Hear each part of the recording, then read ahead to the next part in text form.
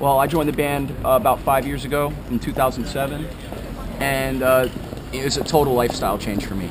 I was just a working guy in Baltimore playing in a death metal band that just played in bars, and now I'm in a pretty prominent death metal band, and I get to tour the world. So it's been a drastic change. Going from sleeping in your bed every night to living out of a suitcase. It's quite a change in a environment. The band's been around for like 20 years. Yeah. Everybody's reasons for leaving the band is different. Yeah. Some people were fired, some people left out of their own decisions, but those are those people's issues. I can't really comment on them, but I can just say that someone was fired and I was asked to come in his place. So that's how I got here. Yeah. So, Sean was asked to join the band when there was, when Jason Netherton left. And, obviously there was a need for a bass player. So then we asked Sean I didn't, but John asked Sean to join the band. So, that's how he got in the band. And of course, John's been in the band since day one. So he started the band with Jason Netherton back in the day. Pretty much all the death metal, thrash, and heavy metal that came before. John will say guys like Napalm Death, Deicide, Morbid Angel, like that, that first wave of death metal. And, I draw from those same inspirations.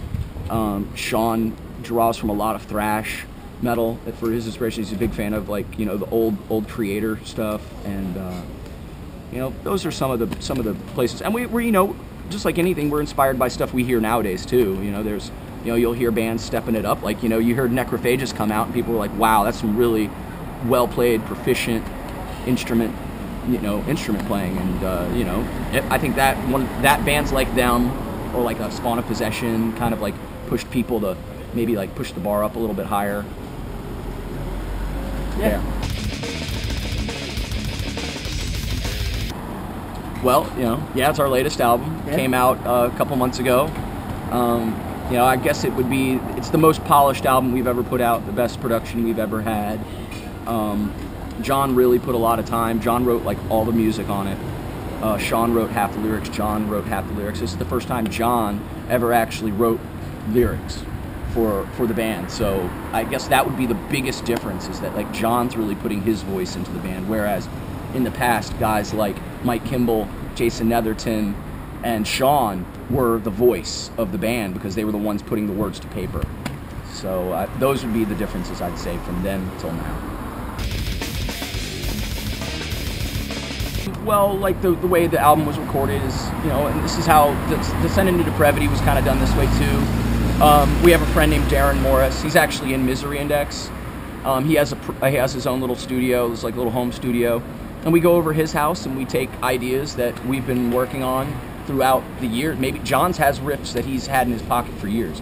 Same with Sean, and we'll jam them out in the jam room, kind of do freestyle jamming, and take those ideas and concepts and then bring those to Darren, and then really structure out the song, and then we go to the studio and record them, and then you guys get to hear them. Yeah. What made you start playing this type of music? Because it's fucking cool. Great answer. Come on, I heard extreme metal, and I was just like, it's fucking extreme. And I like extreme shit, so that's what I wanted to do. Yeah. If you ever get to start a new project, what would it be called, and what type of music would you play? It would be progressive disco with elements of harpsichord playing in there, and probably an outer space theme. No, I'm just fucking around. I don't know, man. I really haven't given it any thought. My mind is solely on Dying Fetus right now. If I did anything, I would probably nurture projects from my past and try to bring those into the forefront. Yeah. A lot of touring.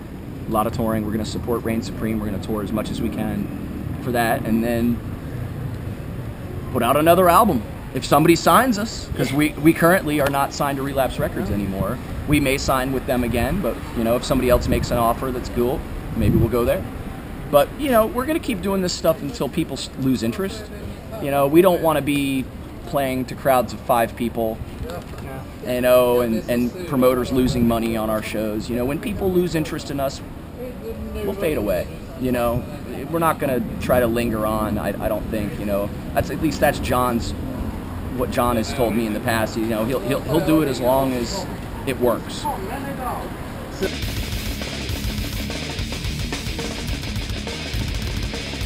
We're just waiting for people to come contact us. We're not going, at least right now, I can't say we have any plans to record another album and then shop it around. We've had offers from a couple people. We're still fielding offers from other people. And, you know, we'll take the one that suits us best. Yeah.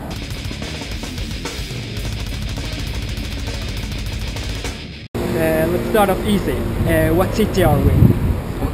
What city are we in? Yeah. I don't know. Let me look at my tour pass. What day is it? We're in Sweden, right? Yeah. Oh! Gothenburg. Yeah. Last thing you drank yesterday? Beer. Last time you took a shower? Last night. Favorite drink? Beer. When do you know you should leave a party?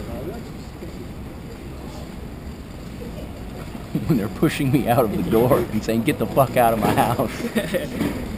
How many ballads have you done? Ballads? Yeah.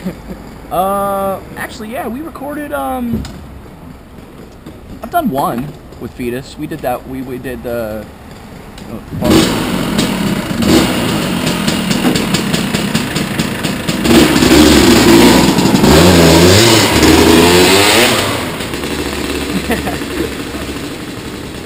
Dude should get a more macho bike. That shit was fucking gay. Yeah, I've recorded one ballad with Fetus. Most offensive song? Yeah. I don't know, you see, because the metal scene, offensive songs aren't offensive. Yeah. You know, because we got shit like Kill Your Mother, Rape Your Dog, which is offensive right there. I'll just go for something that's not metal, and I would say...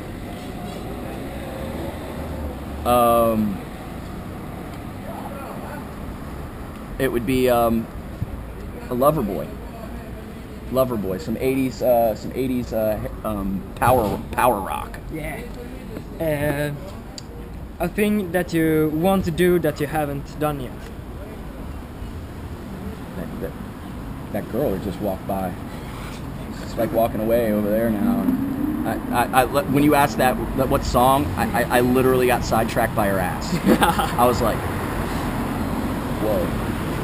That was nice. Yeah. Childhood dream. Doing this. I'm living the dream. Living the dream, people. And the last one. Best thing about music. The reaction that it gets from people, no matter what style of music. Music is one of those things that it's an art form. Movies, still pictures, music, performance art in general. It's amazing how any of those can draw an emotion out of someone.